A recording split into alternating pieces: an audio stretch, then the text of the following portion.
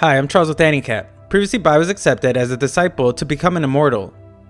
In the immortal realm, Bai would discover that his chosen walk is able to double the power of anything he puts in it. However, he loses some lifespan when he does. Later, Bai heads to the bloodstream sector in search of the relic of eternity. He wears a disguise to conceal his identity and eventually refines an ultra-rare grade 5 pill that is fought over. A patriarch of the bloodstream sector would arrive soon after and explain that they will soon begin the bloodmaster trial. The story continues as Yun explains to Bai, who is still disguised as Yongheng, that she will be going into closed-door cultivation to prepare for the bloodmaster trial. 3 days from now though, the unchanging bone will be summoned and the sector's legacy resuscitated. The ceremony is complicated and grand, so the sector would never use it unless it was absolutely necessary. The unchanging bone is only summoned as a last resort, which makes it clear that the patriarchs are determined to go to war with the spirit stream sector. 3 days later, Nian speaks from the sky and explains that he is in charge of the summoning ceremony. He asks all the disciples to give everything they have to the sector and instructs them to release their blood key. Everyone from all the peaks do just that, and their combined blood key is used to open the blood gate. The gate appears above the clouds, and Nian explains that he now needs 9 chosen disciples to assist by meditating on the blood altar. Song, Su Mei, and Shan are some of the chosen he picks, and the final chosen disciple is Yizang. They all arrive at the gate, and everyone is surprised to see how much Yizang has grown. Shan greets his old friend but gets distracted when he sees Song, who is finally out of confinement. Yizang innocently asks Song what he did to get punished, but he is too enraged to answer. Yizang looks around to see that the others are elites just like him, that have also earned the trust of the patriarchs. Nian explains that the first step of the ceremony will awaken the peak guardian spirits of the 4 peaks. They begin as a bright light covers the sky, and Nian instructs everyone to witness the power of their bloodstream sector's legacy that strikes terror in the other 3 sectors. Just then, Bai is shocked as his undying power activates by itself, and he notices that the pressure he feels is comparable to a nascent soul-staged patriarch. The unchanging bone appears before them as it is the first peak guardian spirit. It's corpse peak's supreme treasure, and it's wrapped in lightning and dead ki, with power comparable to the nascent soul stage. Black smoke appears before them, and spectators wonder why the demon is so big since it's never happened before. The smoke then becomes Nameless Peak's peak guardian, the thousand-faced demon. Middle Peak's blood ancestor sword arrives next, and Lesser March Peak's totem cloth is the last to be summoned. They are the bloodstream sector's 4 great peak guardian spirits, and all have power comparable to the nascent soul stage. With the 4 guardians there, the sector's legacy is now able to emerge. It is the bloodstream night puppet that has evil and terrifying power comparable to the mid to late nascent soul stage. The night puppet shines a light upon the chosen, and they are taken somewhere. Bai believes it to just be an illusion and is surprised by an attack by none other than himself. It isn't quite himself though, and we see that the other chosen are experiencing the same thing. The patriarchs wonder who will be the first to break out, and we return to watch Bai's battle. Bai has a difficult time gaining the upper hand, as he and his other self mimic each other's moves perfectly. He thinks about how the evil energy in the place is too overwhelming to break out, and determines that he must use an extreme move. His counterpart continues its aggressive attack, but Bai stops it and explains that only the real Bai takes a hit to deal a killing blow. Bai finally finishes off his evil self and finds that he is the first to break out. The patriarchs are once again amazed by Yizang, as he broke out of the illusion faster than both Su Mei and Song. Moments later, the others break out as well, and Nian explains that what they just saw was one of the bloodstream sector's legacies. Next is the blood sacrifice, where the 9 chosen will transform refined ki into blood to awaken the unchanging bone. Doing so will cause the other 3 guardian spirits to awaken on their own and unlock the blood eye sealed world. The chosen begin the transformation, and Bai thinks about how they will have to use a blood sector technique that allows them to use themselves as a refining instrument. This method is used to construct a blood drop from their bodies. Bai, however, has the undying power, and using it to refine undying blood instead will allow him to achieve results faster. Su Mei surprises the elders with how quickly she has made the first drop, and compliment her for also making it so pure. The unchanging bone is given the drop, but the elder states that they still need 8 more. Bai thinks about how he will be done soon as well, but realizes that he shouldn't be so eager since he is really a member of the spirit stream sector.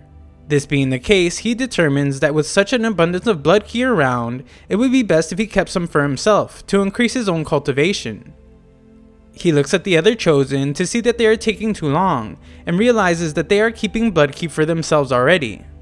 He thinks it's disgusting that they would do that, and he praises himself for at least waiting. Bai reminds himself that he is a spy, so he should try to blend in with the crowd, and immediately begins taking in ki for himself. Of course, Song hates to see that and states that Bai isn't as good as him when it comes to absorbing blood ki. Yizang says that he wants to humble him a bit and begins to absorb even more blood ki. Song refuses to back down, and Sumei's father, Patriarch Wuji, wonders why she hasn't taken action. Sumei explains that she isn't willing to fight either of them, and points out that their ruthless competitiveness even during the ceremony is truly disgraceful. She confidently states that even if they manage to increase their strength from this, they still won't pose a threat to her in the bloodmaster trial. Wuji lets it go, but tells the other patriarchs that if they don't at least issue a warning to them, then the ceremony will be hindered. Nian states that he originally wanted them to use the blood ki to increase their cultivation level, but points out that Yizang has absorbed more blood ki than anyone, but not even a trace of it is contained in his blood drop. Because of the two rivals, the others can't absorb blood ki, so Shan begs them to stop. Wuji is furious to see such an arrogant disregard for others, but Patriarch Song has yet to give his opinion. The two continue their struggle for more blood ki, and Bai decides that he will condense the 5th savage ghost with one burst of effort. He does it, and everyone is shocked to see that even though he had condensed 90% of the blood drop, he absorbed it back by force. They think he is a lunatic for absorbing the absolute most he could, and everyone is startled when they sense strange movement by the unchanging bone. This is not good, as it is seemingly upset, so Nian tells all the chosen to have their blood drops completed by sunset. There are no exceptions, and anyone who doesn't will be severely punished by him. Sunset approaches rapidly as we see that the chosen have continued the ceremony. All the others have worked extremely hard and finally turn in their blood drops, but we see that Bai is busy cultivating the 5th savage ghost. He manages to finish forming it and declares that he can now work on the blood drop. They are all waiting for him to finish, but Bai is still hesitant. He realizes that awakening the unchanging bone is what will start the war with his spirit stream sector, and he wonders how many of his fellow disciples will die at its hands. Bai doesn't want to just hand it over, but Nian explains the deadline is approaching, and Bai comes up with an idea that he isn't so sure will work. Bai turns in the blood drop he formed, but also inserts a tiny bit of his undying blood.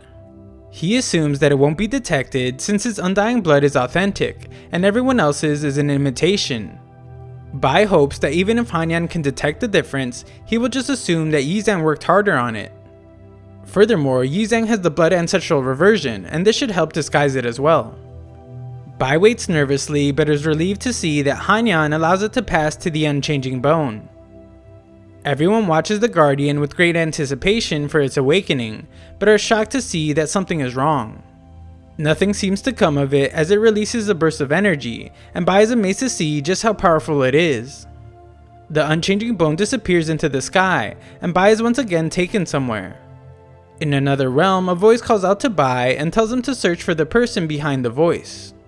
A pulsating force brings him back to reality, where Shan wonders if he is okay, making Bai realize that he must have been the only one to see the illusion. The ceremony is over, and the patriarchs announce that Middle Peak's bloodmaster trial will be held in 1 month. Bai thinks about how this means he will have the Relic of Eternity in just 1 more month, and he will be able to return to the Spirit Stream sector as himself. Other chosen are confident that Song will help his sister be the winner of the trials, but others point out how Sumei is already at the peak realm of Earthly Vein Foundation establishment. Song ignores all the bickering and simply asks that Yizang visit him the next day. The next day, Yizang arrives at Song's house to meet with him and wonders what is so urgent. Song explains that if it weren't for his sister's orders, then Yizang would never be allowed into the Song family's important base. They finally arrive and are greeted by people that Bai recognizes as elites who are direct descendants of the Song family. They aren't able to speak much though, as Song explains that he brought everyone there to share important information about the bloodmaster trial. There isn't much time left, so he begins by explaining the rules. The bloodmaster trial has 3 rounds. Candidates from both sides will each take dozens of guardians into the trial.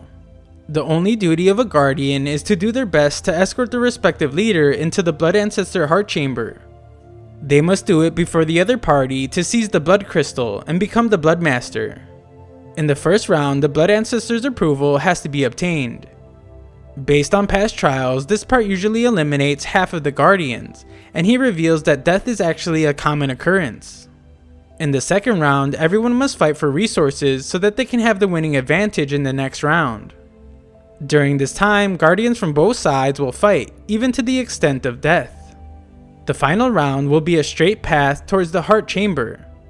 Song demands that at this time, no matter who is still alive, they must not spare any cost to obstruct the enemy, so that the Grand Elder can enter the heart chamber first to obtain the blood crystal. Song then shares information about the other party. He starts with Jia Li, who is most likely to be the last guardian Su-mei picks. He has a reputation for his bravery, and his mid-level foundation establishment is near perfect. He is not to be taken lightly, and we watch as he spars with Su-mei. Song reveals 2 other guardians of Su-mei in Zhang Yun and Wu, who have both reached late-stage foundation establishment. Bai thinks about how dangerous they seem, but recalls having heard of someone even more powerful in their party. He is correct, as Song reveals the person they need to pay attention to the most, named King. Back near Su-mei, Wu and Zhang Yang discuss how Yi Zhang will be one of the guardians, and acknowledge him as being cunning and resourceful. Besides the plague demon Yi Zhang, Zhang Yang explains that there is also Song to worry about. He isn't too worried though, as he states that they still have their strongest member, but is surprised to see that he isn't there. Just then, Jia Li becomes frustrated to be losing his fight against Su-mei, and unleashes an uncontrolled attack, but it is quickly stopped by King. Song explains that King reached foundation establishment 100 years ago, but for unknown reasons, up until now, he has yet to achieve core formation. Song believes King could achieve it whenever he pleases, and Bai thinks about how King must be suppressing his power just for the bloodmaster trial. Jia Li apologizes for losing control, but is elated to hear that Su-mei has selected him as her final guardian. King explains that Master Wuji has already laid out a perfect plan, and Su-mei's path to victory is guaranteed. Song reiterates that their group can't be careless, but one of the guardians believe they have nothing to worry about since they have Yi Zhang on their side.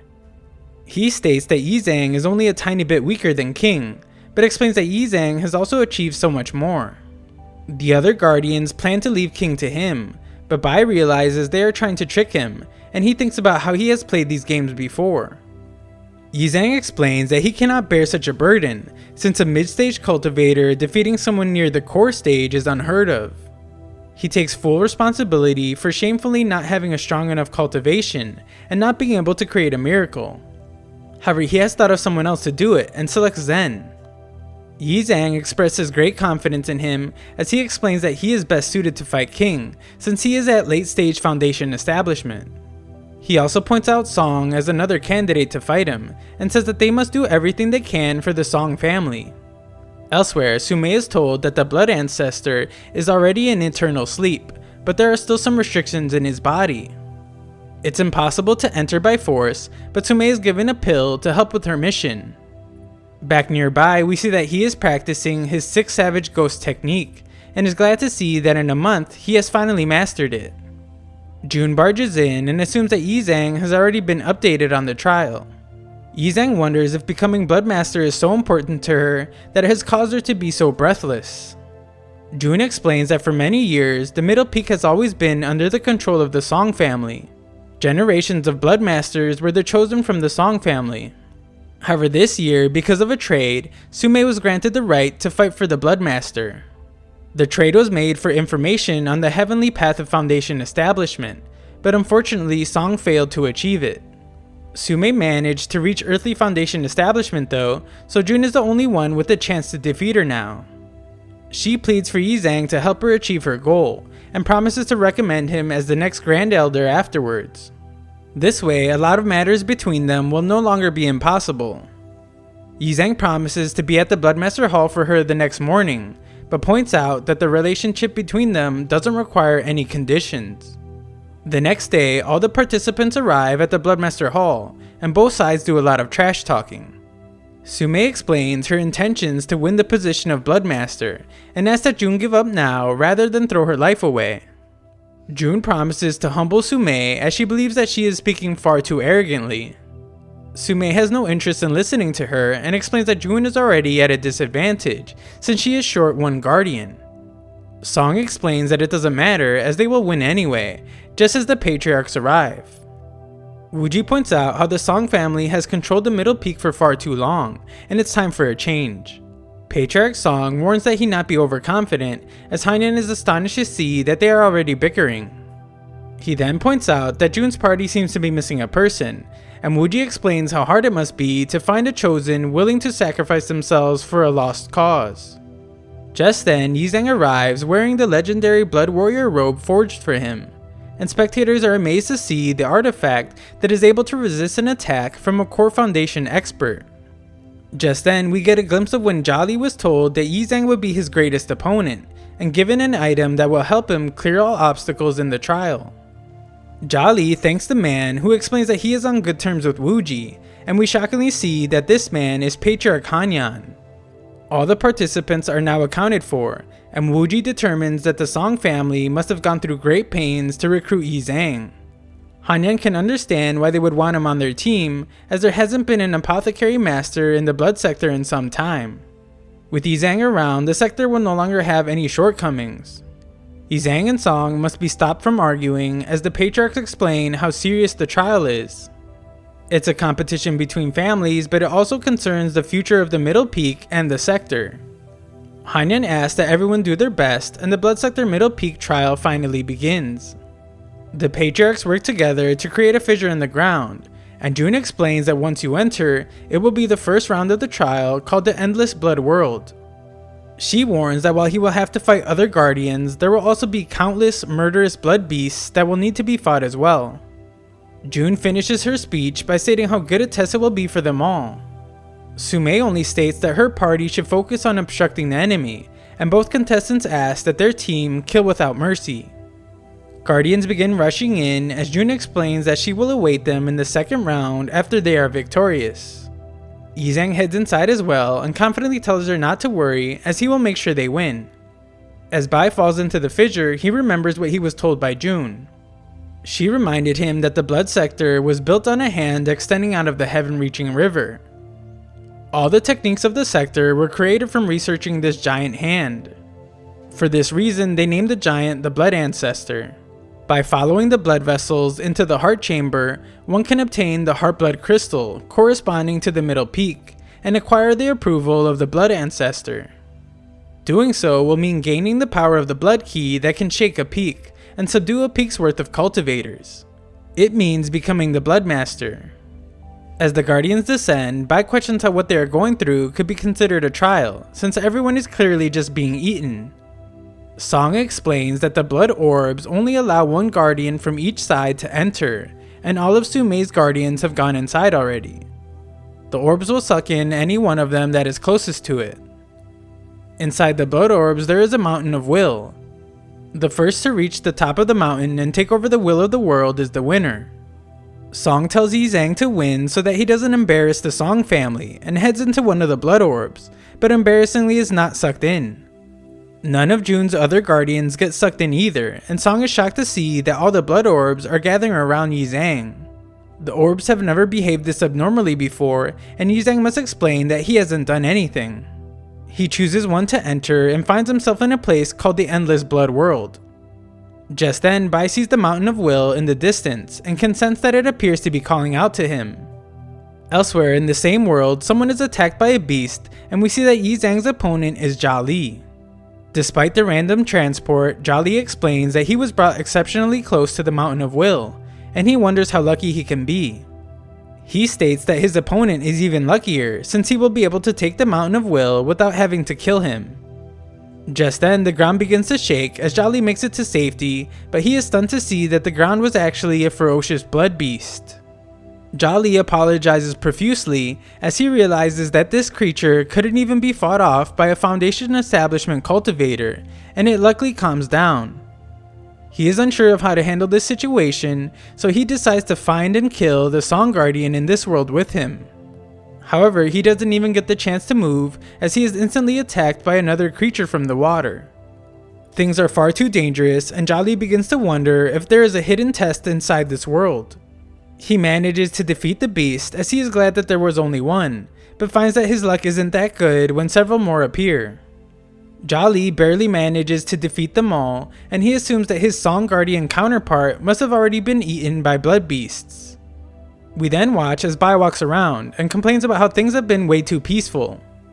It's been very strange, as he hasn't seen a single blood beast. He plans to stay on guard though, as he knows that Sumei's guardian could appear at any time. He is then welcomed by some plants, and Bai can't help but think how friendly the world is being towards him, but we see that Jolly has sensed Yizang's presence. Yizang keeps walking around, but is attacked by what he deems is clearly the killing move of a late-stage Foundation Establishment cultivator. Yizang demands that his opponent reveal himself, but Jolly doesn't want to be spoken to like that by a mid-level Earthly Foundation Establishment cultivator. Yizang points out how cowardly it is for someone with a higher level than him to use a sneak attack, and demands he come out once more. Jolly does just that, as he vows to slaughter the insignificant nobody that Yizang is. Before he can land his attack though, Yizang says out loud that people like him should be struck by lightning, and it surprisingly happens. The two opponents are both equally confused, so Yizang tries it again. Jolly is struck once more, but he isn't willing to give up no matter what tricks Yizang has.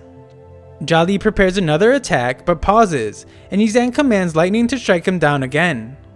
Jolly summons a shield to protect himself just in time, and proclaims that even if the heavens are helping Yizang, he is not afraid. He is determined to kill Yizang, but is struck several more times and sent flying away. Yizang wonders if his cultivation has reached a level not even he is aware of, a level giving him the ability to decide life or death with a single word. Thanks for watching part 19, 6,000 likes and I'll know you want a part 20. Also, all other parts are in the link comment below.